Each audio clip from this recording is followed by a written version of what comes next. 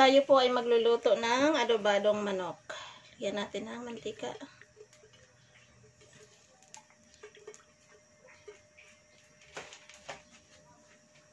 Luya. Sibuyas, bawang.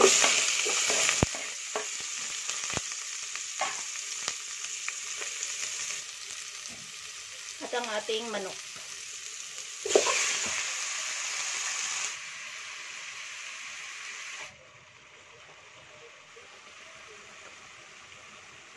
Kapag medyo nag-iba na yung kulay ng manok natin, lagyan na natin yung hiniwa natin na papaya.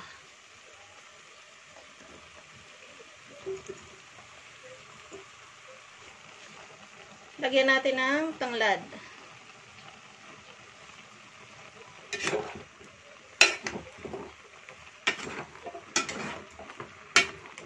Asin.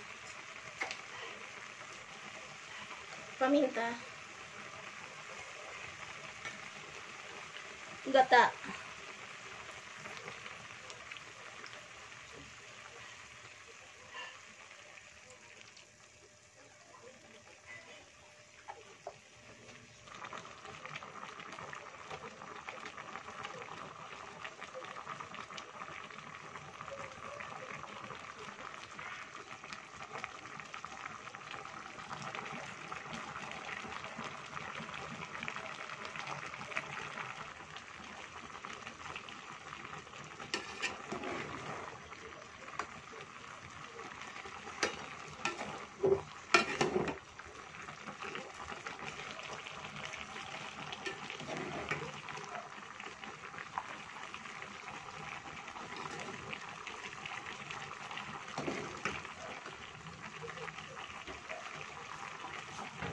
Ayan po, luto na yan. Malambot na yung ating gulay.